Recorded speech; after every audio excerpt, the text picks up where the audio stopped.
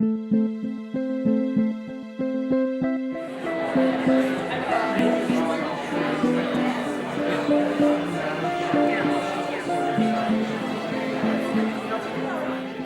morning again, everybody. It's delightful to be here. One of the things that we're trying to do with our opening remarks is try and set the stage for understanding Dialogic OD, which I think a lot of people want to turn into a specific intervention or technique as opposed to as a way of thinking or a way of being. And when I got involved in this, I brought what I'm bringing today, which is having started with an exposure in organization development in the early 1970s as an internal practitioner, later an external practitioner, part-time academic, now a full-time academic, and watching developments over the years, having read the original textbooks, studied with some of the originators of the field, and then noticing things that weren't quite the way they were written up in the books. And many of the people who invented things, appreciative inquiry, open space, were colleagues of mine, and I would talk to them as they were making their developments and what they were doing. And so we began to wonder what was happening. And a snapshot of some of that reflection goes this way. And that is, initially, change has changed. Now, that's true. Change is always changing or whatever. But if you go back into the early 70s or 60s, the notion of what was organization change, our theories, our processes, the nature of it, what organization managers were dealing with was quite different than it is today. And if you look in North America, and I might be curious, of course, over the course of the day, hearing from some of our colleagues from outside of North America, in the world of practice and organization development, two approaches that were developed in the 1980s began to really shift our understanding of what organization development is or could be. One of them is appreciative inquiry, which began to challenge the notion of diagnosis versus inquiry that are challenging our notions around what is reality, and open space technology. The whole idea of planned, intended change in highly prescriptive kinds of ways versus a more open way of operating and allowing things to develop coming out of the emergent system. At the same time, there were two developments. We to many more, but I'll pick two developments in theory and philosophy. Social constructionism, the notion that there's not an independent objective reality that we discover, but in fact reality is created out of the moment and the interactions of people. And from the complexity sciences, the notion of chaos, complex adaptive systems, emergence, how things can form themselves, and you don't wait to unfreeze and refreeze, but things are all constantly in a fluid state. When you start combining these ways of thinking and developing, you begin to get, first of all, the specific interventions or approaches described, but a wealth of others that don't have the label right now until the book called Dialogic OD Techniques. But every one of the ones up there, in one way or another, has some aspect of differences from the original formula of what OD was. And everybody in this room has practiced at least one of these, I'm sure. Many of you practice many of them, and I'm not sure you describe yourself as Dialogic OD practitioners. Maybe you have, maybe you haven't. But if you've had the sense that you haven't quite fit what the textbooks say you should do or how you should do it, then it's potentially because the textbooks were mislabeling you. They were trying to force you into a way of thinking about what you were doing that was no longer true and no longer applicable, and maybe even more importantly, no longer made sense to the clients that you were dealing with, because the world that they were in was no longer what the world was that they were told it to be. The other aspect is, when we look at these things, when you look at what you do, why do any of these interventions work? We know what they are. Most of the books or descriptions or workshops will tell you first do A, then do B, then do C. This is what you do. But why does that work? What's the theory behind that? That's one of the things that Gervase and I talked about a lot, was trying to find out what was behind all of these. Once we started putting them together, what were the ingredients that made a difference? And Gervase will be coming up in a minute to tell you about the ingredients that we came up with. But part of Dialogic OD is to try and answer the question, why do these kinds of interventions work? And for us, Dialogic OD means changing the way we think about changing the orthodoxy in the field of OD about what change is, about what organizations are, about what leadership is, about what consulting is.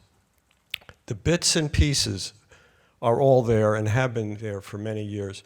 Putting them together in a coherent conceptual framework was really the work of what we're trying to do, and frankly, part of what we're trying to do in this workshop, to begin to give some loose configuration into what's going on, to unleash the potential that everybody has on what they can do, that have been perhaps limited because some book or some authoritative person said you're not supposed to do it that way.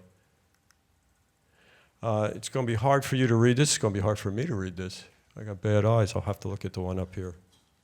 Ralph Stacy, who is an important contributor to the book, couldn't be here. One of his interesting kinds of comments is if we look at what we're told about what organizations and change and consultancy is supposed to be about, it doesn't match up with reality. So not only are we working against what is lived experience, but so are our clients. And Dialogic OD is intended to begin to deal more with the reality of what people experience rather than what they're told. So for example, if you read the textbooks, organizations are these entities that exist unto themselves. We study them under the microscope, or we do diagnoses of them, or we do strategic planning where we do a strategic audit about what's going on. Stacy would offer, and we would offer also in Dialogic OD, instead of looking at them as these abstract, open systems that are done with structures and so on and so forth, that organizations are really conversations. Organizations are people interacting with each other, talking with each other, that leads to something, but they are not these independent structures that are out there. We talk about the notion that individuals are making choices and taking actions. And we have a high focus, especially in North America, on the notion of the individual. In Dialogic OD, it's relationships. Things do not happen by individuals. Things happen by the social agreements between or amongst people. And so we're always looking at the relationships that are part of it, not independence. Leaders, of course, as we know in the traditional narrative, are wise and heroic figures. In Dialogic OD and the theories behind it, there is the notion that no one can know enough to be so omnipotent to control what's going on. And the fantasy that somebody can actually discern and decipher and analyze everything to come up with the correct answer is wishful thinking, but it doesn't exist. And we have to rely on other people and to work on things. The notion of rational analytic ways of making decisions. People are more emotional, they're more intuitive, decisions aren't always made that way. We're looking for generalizable tools and techniques, best practices, proven techniques, as Ed would say. What we run into is uncertainty and lots of contingencies with no known ability to know for sure that something is going to work exactly as intended. The sense that results come from leaders who dictate terms, who suggest how things should happen, who lay out their strategies, as opposed to what happens in organizations emerges through the interactions and interplay of a myriad of factors and forces and individuals and conversations throughout the organization and beyond, bumping into each other and things happening in certain kinds of ways, leading to unpredictable outcomes that are perhaps what we want and in some cases not what we want. And while the traditional literature will talk a lot about ambiguity and uncertainty, it almost always includes the notion that we can find certainty. So OD people are brought in this world of uncertainty and this world of unpredictability so we can have plan change approaches to guarantee the results that people want.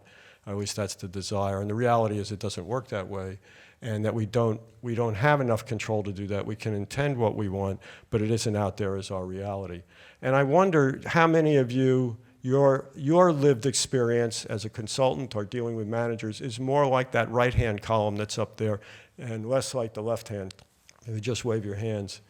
Yeah, but we don't really have theories that tell us exactly what we should do or how we should operate. And part of Dialogic OD is to legitimate and recognize the right-hand column makes sense. What do you do with that and how do you deal with it?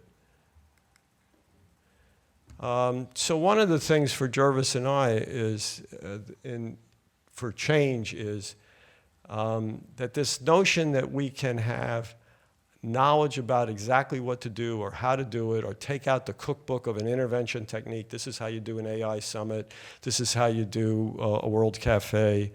This is how you do any process consultation.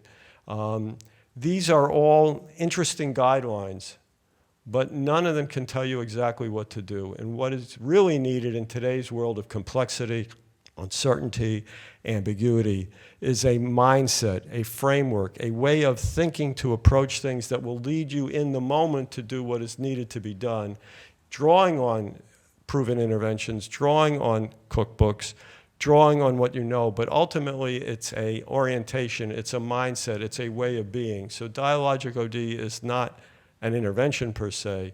Dialogic OD is a framework or a mindset or a conceptualization that incorporates different interventions that people choose to use as they operate in a system.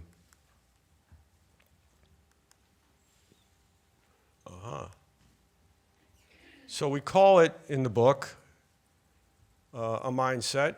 You can call it something that is like that if you wish, and it has several elements in it. I'm going to go over them briefly. The first one is, and it goes back to social construction, but that reality and relationships are socially constructed. The notion of an objective reality that we can discern and decipher that's independent of human interaction, which is positivism, is not part of Dialogic OD per se. Dialogic OD is really what people decide to do, how they decide to do it, what they're thinking, who they are, how they operate, comes out of the social interactions, the way they talk about things, the implicit social agreements that are made by what's stated or not stated, by both what people say and do and whatever else. So that everything is, in one sense, open to the decisions that are made day to day in how we operate and what we do. Right now we are socially constructing this presentation where I'm playing my role and you're tacitly all agreeing by sitting there and acting interested. Organizations are meaning-making systems. They are not just strategic entities or open systems or anything else. Organizations are in the process of making meaning, and the people in them make meaning. And the way they do that is through socially constructed realities. And when we're dealing with the operations of change, one of the questions always is, what is the current way the organization is making meaning out of the situation they're in? What would be involved in changing how they make meaning out of that? And in what way is the current meaning controlling what's going on? That draws us to the third one up there that says language broadly defined matters. That's not just that we talk to each other. That's that our talk creates reality. The words we choose, the metaphors we use, the storylines that are there. Are we telling a story of heroic achievement? Are we telling a story of victimization? Are we telling a story of limited ability to do things? Who's in the conversation? Who's been marginalized? What kinds of expressions are the coin of the realm in this organization? We only pay attention to facts, figures, and the bottom line. Are we listen to emotions and other kinds of expressions? Or we are swayed by visual presentations? So the full gamut of how people express and relate to each other and the confines of language, the historic meanings of terms, the historic ways in which we deal with things are all part of what creates the current reality, and therefore are all potentially subject to being changed to create change. In a simple way, and I think everybody's heard this, creating change means changing the conversation. Now, lots of people think that just means change the topic. But changing the conversation means changing the words, the symbols, who's in the conversation, what the conversation does, where it takes us, how we operate. What are the traditional conversations we have at work? If you think for a moment, if you weren't here today and you were back in wherever you happen to be, either at school or consulting or home or whatever, what would happen if you had a radical change in the conversation that you have at this moment of the day with whoever you typically have it with, and you had a conversation with somebody else, and how might that begin to change things? So in Dialogic OD, there's a lot of look at social interactions, conversational interactions, who's in the conversation. Groups and organizations are inherently self-organizing. Everything is in flux, everything is fluid, everything is in motion. Perhaps we are recreating what we've had before. Perhaps we'll have a change in what we're doing and have something new. But everything is in motion. We don't refreeze. We don't have a situation where things are not operating, and things will organize themselves again. We will get a new coherence. We will develop something. It will emerge out of the system. In any event, things are self-organizing in the sense of things will emerge. So in Dialogic OD, there's an added notion to the trust the process. It's trust the process will lead to a new organization, a new coherence. It may not be exactly what you want, but you have to give up the notion that you can force and create what will be there, and you have to trust that it'll come out in a way that will be beneficial. One of the ways that you deal in the environment that I just described is that you're trying to increase differentiation. You're trying to increase some kind of disconnections from what's been said before, who said it before, how it's been said, or whatever, to create space for a new coherence to emerge, to create the open area that allows people to make new connections, to allow people to think in new and different kinds of ways. Transformational change is more emergent rather than planned. The notion of planned change might be interesting for certain kinds of change, but when we're talking about transformational changes in the ways that organizations think and act and be, that is really an emergent process rather than a planned, rationally analyzed process. And maybe one of the hardest things to accept of all is that consultants are part of the process, not apart from the process. If everything's being socially constructed, and if everything that you are saying or doing or not doing is part of meaning making of what's going on, you're never out of it. You're always involved in it. And the notion of the independent, objective, catalyst facilitator who's at the margin of the system and is not really having their hands dirtied up in the system is not really a reality for the world that we live in today, that we're always part of it. And this leads us to the notion of if all this is true, what is it that's most critical? What is it that we have to pay attention to? And Gervase and I have thought about that, and it's in the book, but it's kind of the key ingredients, and I'm going to turn it over to him now to tell you what they are. Thank you, Bob.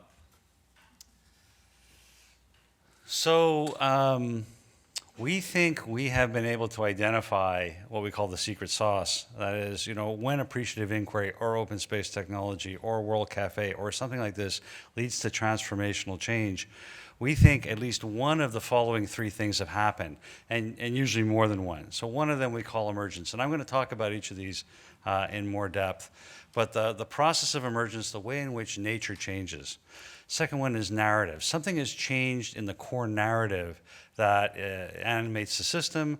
And the third one is called generative images. And that means some sort of new image has emerged that allows people to see old things in new ways.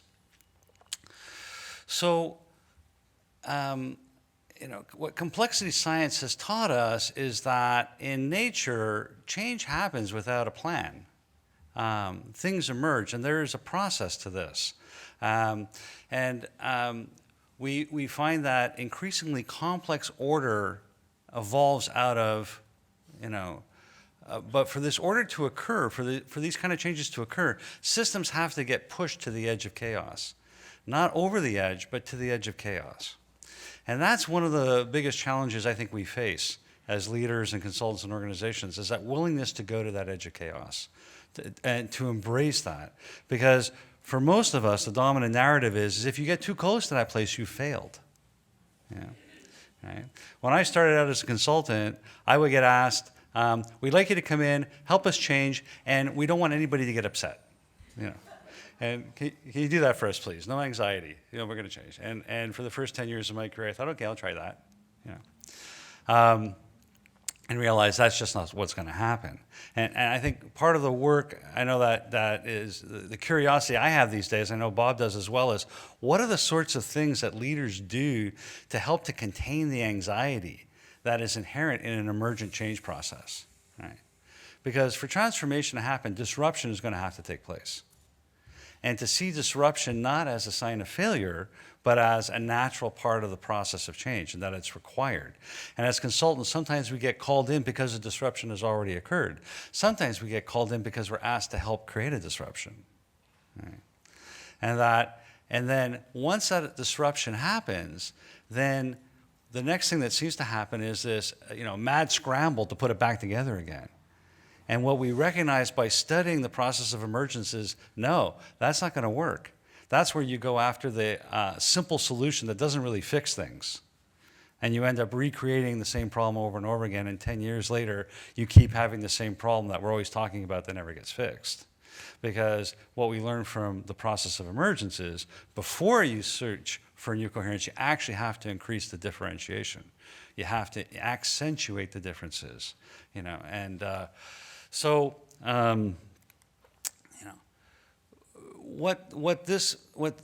when we have a dialogic mindset and we embrace emergence as part of the transformational change process, what we're paying attention to is how change is part of this continuous self-organizing that's happening all the time. But typically, in a stable sense, we're recreating the organization that we already have.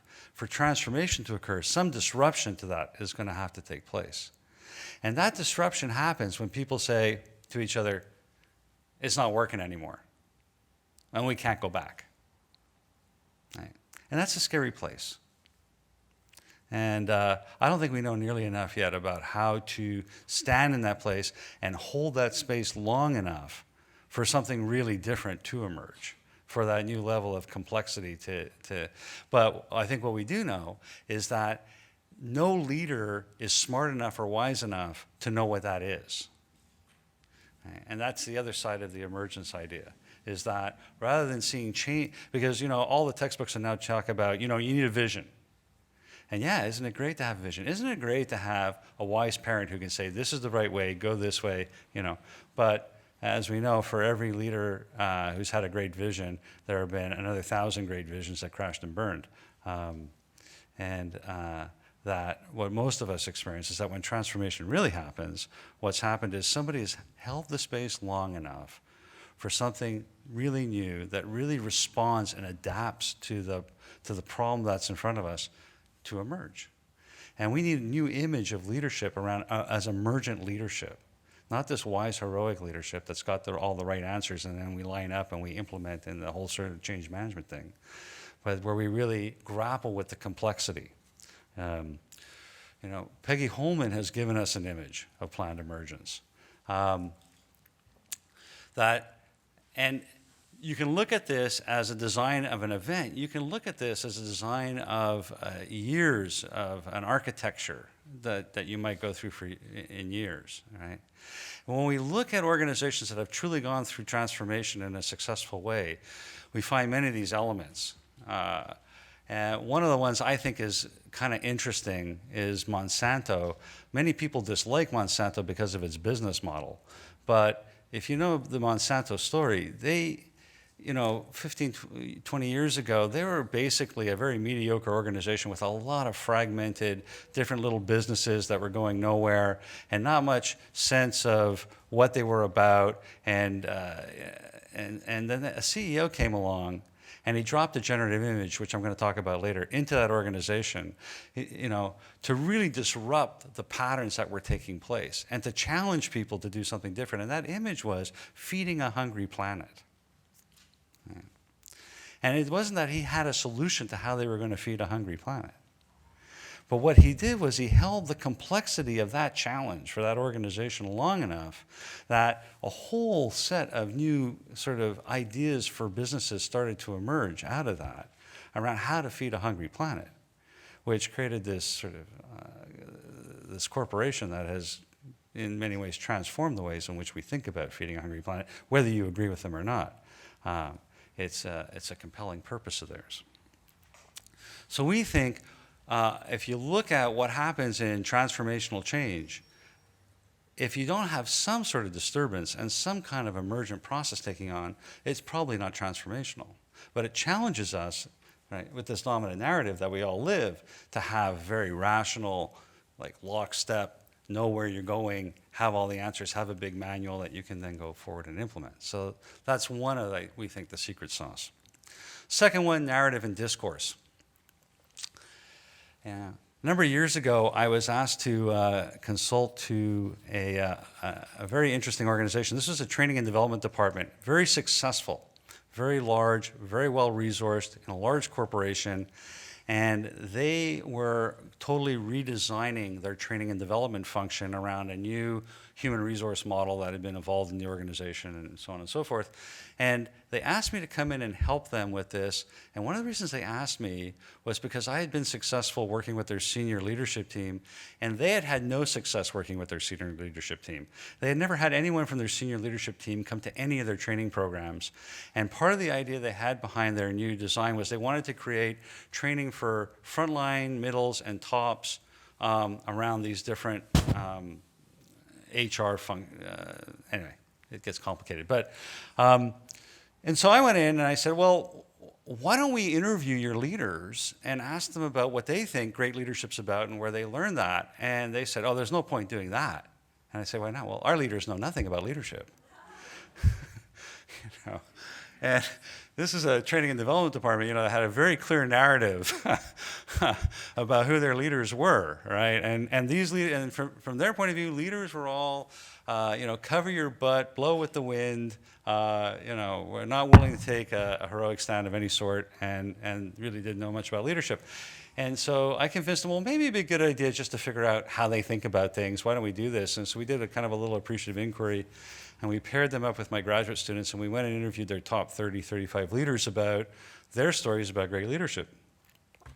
One of my favorite stories about that was this one manager from the training department hated this one particular executive vice president because 10 years previously, he had been tasked with rolling out a corporate-wide training program. And this executive, who at that time had just taken over a subsidiary, was the only executive who says, no, we're not going to do that. And he had felt personally betrayed by that. And so anyway, he ends up being the guy who's interviewing him about his great moment of leadership. And they go and they ask him, tell us about the greatest moment of leadership you've ever. And he said, well, 10 years ago, when I took over this new subsidiary, there was a lot of pressure on me to implement this new training program that had just been rolled out, you know. But I said, no, we can't do that. And he explained his whole rationale behind it, you know. And the story is, he came out of that interview, turned to my student and said, I love that man. I want to follow that man, you know. And of course, what happened was the stories that came out of those interviews, about 30% of them were stories about when people didn't blow with the wind and they didn't cover their butt, and when they really stood for something they felt was important. And those stories started to circulate amongst that training group, and all of a sudden their narrative about their leaders changed. And when their narrative about their leaders changed, their whole approach to how they approach their leaders changed. And their ability to be in partnership and to ally with their leaders changed. And in fact, they ended up completely revamping their training and doing much, much riskier things and developing a very powerful leadership development process that their executives not only engaged in, but endorsed in. So, you know, and we notice this about when transformation occurs, that one of the core things that seems to be happening is that the stories we have about the way things are transformed in some way.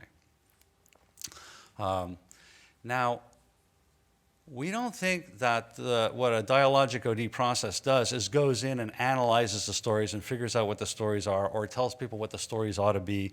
You know, sometimes people try to create changes saying, you know, you need a different story, let's make up a story. Let's send off a group of people, they'll come up with a story, and then we'll tell people what the story ought to be. We don't think that's what happens. But we do think what dialogic OD processes can do is they can help people look at the consequences of the stories they hold. Right? So that's one of the things that takes place. And not that there's a right answer to that. And I think that's one of the most important things about a dialogic mindset, is that when we're talking about narrative, it's not like there's a right answer. It's not an attempt to do kind of Freudian analysis of the organization's psyche. Right? But it's that there are consequences to the stories we hold, and the consequence for me might be different than the consequence for you. And there's probably multiple consequences, right? That to understand that in any situation, there's a variety of narratives. There might be a dominant narrative, but there's going to be more than one story. I think one of the things that really got me down this path was when I realized that mostly what I was doing as a diagnostic OD consultant was I was developing a good enough story that the people who were paying my salary would buy, that they would like that story. And so I could convince them that was a good enough story, that we should follow the story, even though there would be lots of people in the organization who would have a different story. Right? But usually those stories would get suppressed or marginalized in some sort of way. But the other thing that we can do is we can recognize which narratives are privileged and which are suppressed. And sometimes that's a very powerful intervention, just to get up into the air that there's a variety of stories here, some of which we're allowing to be spoken into a room like this, and some of which are only talked about out in the hall. And of course, what we all know is the stories that get talked about out in the hall are actually the more powerful ones, right, than the ones that get talked about in the room. And a lot of what we do as OD consultants, I think, is try to get the stories that are being talked about in the hall into the room in some way, to get those suppressed narratives up in the air so at least they can be attended to in some way. And or probably a lot of what we do in transformational work is to support the emergence of new narratives, to help people either personally in a coaching capacity or in groups or in organizations, find new stories that are more adaptive for them, more better connected to the situation in which they find themselves, better able to help lead them into the, whatever path they want to take. And the third secret sauce, generative image, has been really powerful in my work. And my favorite example of this is, remember, for those of us who are old enough to remember, back in the 80s, when the ecology movement first started, you may recall that ecologists and business people had nothing to say to each other. Right? Ecologists all thought business people were lunatics who were driving spaceship Earth into a death spiral, and business people thought ecologists were all nut bars who wanted to live on a beach and eat coconuts. And in fact, it was so bad here in Vancouver, our biggest forest products company, the vice president of future planning for that company was overheard in a ski line at Whistler opining that, this ecology stuff will just blow over. Yeah. This was 1987. And something happened in 1987 that was so powerful and so profound and so transformational that within a year of him saying that, all across the planet, corporations, governments, all turned to these ecological organizations that for years have been screaming, listen to us, listen to us. And they all turned to them and said, okay, we're listening. What should we do? That move was so profound and so rapid and so transformational that Greenpeace Canada, which was born here in Vancouver, almost imploded because it didn't know what to do. It was like the dog that caught the bus. It was like, oh my God. There's this huge conflict erupted inside the organization. Do we actually go and get on the boards of companies and certify products? And the organization almost fell apart. And the question is, what happened? And I'll tell you, it wasn't a strategic planning retreat, that led to that transformation. I think what led to that transformation was the emergence of a generative image. And it came out of a UN report. And that image was sustainable development. Sustainable development. Such a generative image, the iconic generative image of our time. It's still generative. It's still throwing off innovations and new ideas and ways of being, and no one can define what it is. The Beedie School of Business here decided a few years ago that one of our core pillars would be sustainable development. And there was a bunch of faculty members who thought we were crazy because no one could define what it is. How can we make that one of our core pillars? And they're right. But that's what makes it generative, is the very ambiguity of the image. It allows, it kind of refracts light. It's like a different ways we look at the thing, and there's a new way we can think about stuff. Right. One of my teachers, Suresh Srivastava, used to say, the most powerful force for change is a new idea. Right. The most powerful force for change is a new idea. And part of the work of the Dialogic OD practitioner is how do we create processes that allow for the emergence of new ideas? Because when we're in that situation where the old ideas aren't working anymore, that's what we need. We need a new idea. Right? And so the leader's job isn't so much to be the person with the new idea, as to hold the space to create the conditions where those new ideas can emerge. And this is one of the things that I've learned from appreciative inquiry. Before I go into that, whoops, here we go. Because I think appreciative inquiry is very much founded on this set of ideas that came out of Ken Gergen around generativity and this need to have conversations that allow for the generation of new ideas. If you look at the appreciative inquiry processes that are the most successful, they all begin with generative ideas. And one of the most well-known appreciative inquiry cases is Avon of Mexico, transformed this company from being basically a male company run by men that sold products to women, by women, to one that the Catalyst Foundation in New York 2 years later declared as the best company in Mexico for women to work at. Right? And the generative image that animated that change process was exceptional intergender working relationships. What is an exceptional intergender working relationship? Just think about that image. Like, what is that? Nobody knows, really.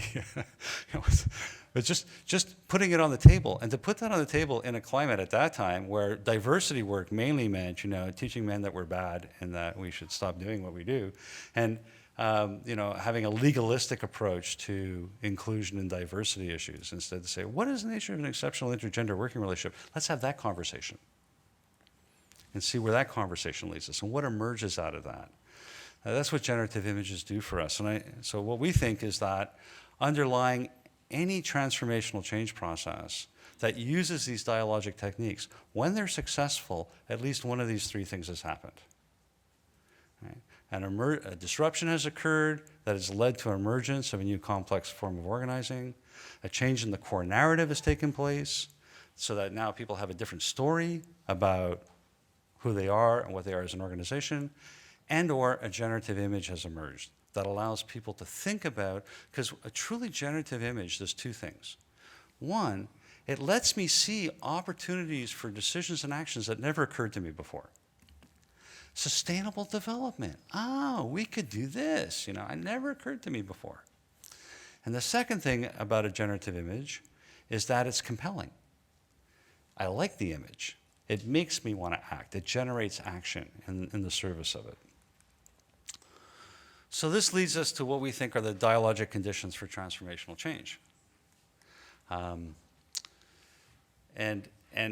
we don't want this to be a cookbook, and it's not a cookbook. And all of these things, what we're saying right now about the three conditions and these are all, I would prefer to think of as hypotheses. These are propositions requiring much further inquiry. But here's one. First, we need to disrupt the status quo in some way. The status quo needs to be disrupted. Either we disrupt it or it's been disrupted. We know things don't hold together anymore and we can't go back. And then we need to identify the adaptive challenge. And that's, I think, one of the most important jobs of leadership in sort of as a dialogic practitioner is hold the complexity and I'll acknowledge the need for emergence. That the thing that we have to deal with is way more complicated, and the set of conditions we're operating in are so much more ambiguous than any one person can figure out the right answer to. So we're not going to create change by figuring out the right answer at the front end and then starting a process. What we need to do is start a process that helps us collectively move towards conditions where a bunch of new ideas can emerge, and I'll talk about that in a second. And then we need to create some kind of a container, a space where new kinds of conversations can take place, and probably more than one of these over time. We want to emphasize generativity so that we're more future-focused and possibility-centric as opposed to coming at this as a problem-solving exercise. Just published a paper looking at different approaches in the Chicago Transit Authority to working on a particular human resource problem, and the impact of having a group of people problem solve, and how stunning that is, and how non-generative it is, compared to people engaging in more future-focused generative kinds of conversations. That many of what we call these dialogic OD techniques, this is one of their common elements, is that they don't ask people to look at the past and try to figure out what went wrong.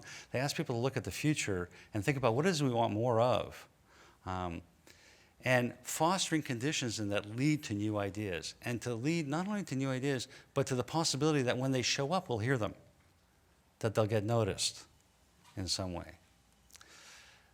And to do that, we need to enrich the social networks that exist amongst the people who are going to have to be part of the change. That, from a dialogic mindset, we recognize that people don't resist change, they resist being changed. And that part of what we're trying to do is engage the people who are going to essentially need to be the people who are going to change in those set of conversations, and to encourage the emergence of the new ideas out of those set of conversations. So we want people with similar ideas and motivations to find each other and to be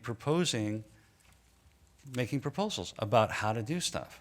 And if you look at the research on companies that are successful in the most highly unpredictable and uncertain environments. And a number of different people have found the same thing. One of these, for example, is Jim Collins's book, the title of which escapes me at the moment, but it's a study, and if you know Jim Collins's work, he does the same kind of research study.